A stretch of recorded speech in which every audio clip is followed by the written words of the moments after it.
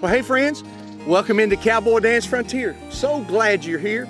It means a lot to me because of all the things going on, and you got to be out of school and in your house, but while you're in your house or at your home, maybe we can learn some things together and have a lot of fun. I want to talk to you today about the word agriculture. Well, you hear that a lot. We've got the National Ag in the classroom. That's short for agriculture. And you've got the United States Department of Agriculture, USDA. But what is agriculture? What does it mean? Well, sometimes kids say, well, is it like doing farming stuff? Well, of course it is that. But let me maybe give you a clear explanation of what exactly is agriculture. First, I use 4 words that all start with the letter F to understand what is agriculture. Number 1, agriculture is growing food. How many of you are going to eat lunch today?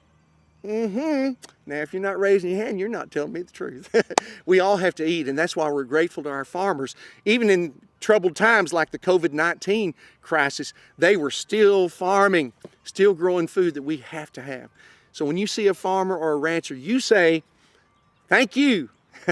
So the first F is food. The second F is fabric. We grow a crop in the field that we turn into clothes that we can wear. In fact, my shirt and my breeches are made out of cotton.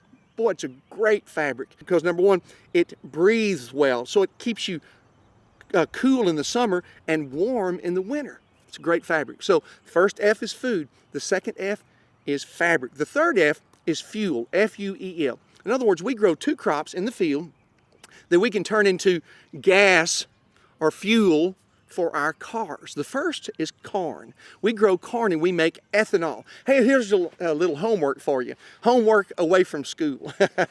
Next time you go to the gas pump with your mom or your dad or your grandparents, look on the gas pump itself. You might see a sticker that says something like 10% ethanol. And yes, that's made from corn. The second crop we grow that we can turn into fuel is the crop soybeans. We grow soybeans from so many things. In fact, some people say the soybeans, they call it the magic bean. You can walk into a grocery store and about 80% of the products in there have some kind of soybean in it. Everything from crayons that you color with, mom, to makeup, lipstick, those kind of things that you use, and it goes all the way into food. I wonder if anybody likes cookies, cakes, pies. Oh yeah, you do? Okay. Well, guess what? If you look at the label, you might see soybean flour, soybean oil. If you like tofu, hey, there's soybean. Hey, and some of these veggie burgers out there they're talking about, they're saying plant-based. Guess what plant? Soybean. Yeah, because soybean is such a wonderful thing. But we also can take soybean and we can turn that into what we call biodiesel. Now, I live in the Nashville area, and I wanted to do this experiment because I heard that biodiesel, of course, like ethanol, is cleaner burning than petroleum products. So I knew of a country artist who had his big bus, and I knew his bus ran on biodiesel. So I was downtown, I was walking around, and I went down to where his bus was parked, and it was running, of course. So I went behind and I smelled the exhaust. You know what it smelled like? French fries. Yeah. So we can turn 2 things, corn and soybeans, into ethanol and biodiesel, and they can run our cars and our pickups and our buses. Well, the fourth F, so let's go over it. We've got food, we've got fabric, we've got fuel, and finally I want to use the word forestry. Yes, it's not just that we've got forest in the country, but we have people who grow trees. They farm trees. They grow trees for products. People sometimes who don't know better worry about, what about our wood for our houses? What about wood products and paper products and that sort of thing? Well, our farmers are growing trees to replenish the supply that we have to use for homes and desks and chairs and paper products. So we've got farmers who grow trees. So we've got 4 F's: food, fiber or fabric, fuel, and forestry. And those 4 things really explain what exactly is agriculture. Now, what I'd like to do is, I'd like for you all to use your imagination. You can close your eyes and say, I'm going to use my imagination. I don't want you to imagine that this is my little apple. It's got magnets on it, and you can see how it works in a minute. But I want you to imagine this is our world. Can you imagine a globe? Do you know what a globe is? It spins. It's a globe. It represents the roundness of our earth. I want you to imagine this is a globe, or our earth. And I want to ask you a question. What do you think that our earth is mostly made of? I'll say that again. What do you think our earth is mostly made of? If you guess this, you are exactly right. Look at this. Our earth is made up mostly of water. Wow. Look how big of a fraction of our earth is made up of water. We're talking about oceans, lakes, rivers, streams, creeks. Yes, and so in some ways we're finding ways to grow food in water, hydroponics, etc. But for the most part, to be able to feed our population in this world, we can't rely on water for growing food. So that's a big percentage. What do you think our next one would be? What next is our earth mostly made of? Got any guesses out there? Oh, those are good guesses. Let me show you. Now on this slice, what I want you to see is we've got mountainous areas. I bet you've got mountains somewhere near you. Here in Tennessee, we've got the Smoky Mountains. We also have, in our country, we have deserts. That's all over the world. So we have mountains, deserts, and this represents sort of the Arctic area, what I want to say glaciers. Now, we cannot grow in places like this. Why not in the mountains? Oh, you're right. Number one, it's really high. So the altitude's part of that. Also, what are mountains mostly made of? Yes, you're right, rock. So it's very difficult to grow food in rock. Deserts, what's the problem there? Yep, you said it. Not enough rain, not enough water. Now, in some places we are able to irrigate, sort of what we call arid country. But for the most part, when you're talking about a desert, we cannot grow food there. And of course, when you think about glaciers, what are they made mostly of? Ice. You're exactly right.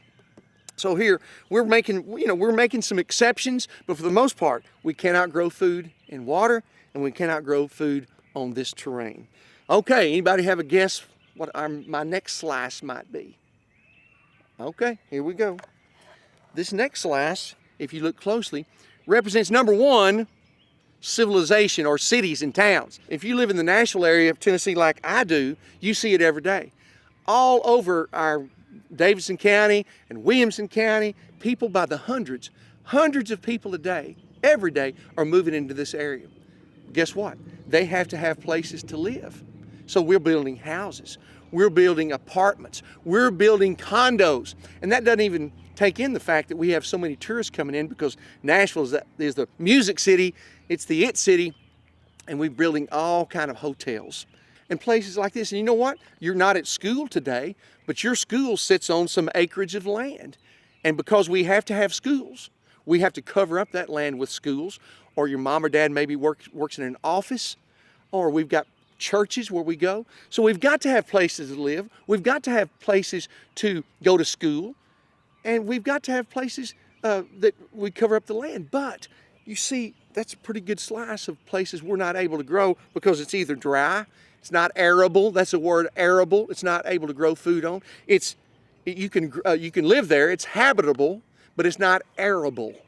So that's the difference there. Okay, this last little fraction represents what we have to grow food on this whole earth. On the whole globe, how much space do we have to grow food? This thin little slice right there. Now in comparison, you can see the problem, can't you? Do we have more people living on earth now or less? You're exactly right. We have more and more and more. Do we have more land to grow food on or less? Right again, less. So here is the problem, or the challenge, I should say, that farmers in the United States of America have to deal with. How do we grow more food on less land? Wow, that's a problem. It's not so much of a problem as it is a challenge. But I say this all the time. I want you to understand we live in the greatest country on this earth, the United States of America. And our agricultural system is the greatest system in all the world. We literally feed and clothe the world. Our agriculture, our farmers and our ranchers literally feed and clothe the world. So there's some things that they need, and I say they've got to have some of these things in their toolbox so that they can grow more food on less land. One is technology. I know some people think that farmer is some old guy in a pair of overalls. He's chewing on a hay twig here, a grass twig, and that's so wrong. Our technology in farming today, in fact, I heard somewhere it said that there's more technology in one of our tractors or our combines than there was in the first space shuttle. Can you imagine that? All the technology that are in those tractors and all that farming equipment. It is 2020. We're in the 21st century, and our ag system is also in the 20th century.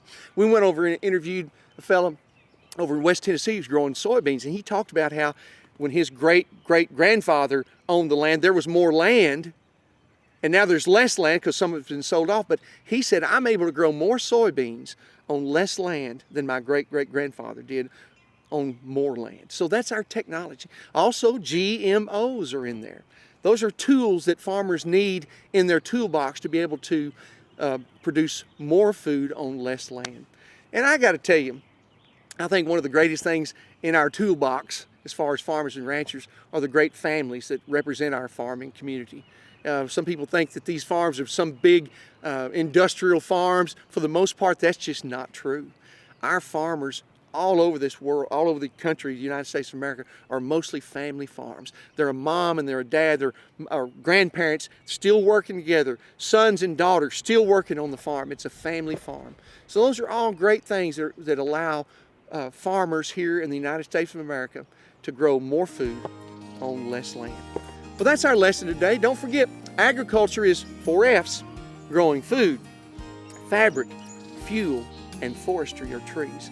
And also, don't you forget, Cowboy Dan loves you. Life is for learning and learning for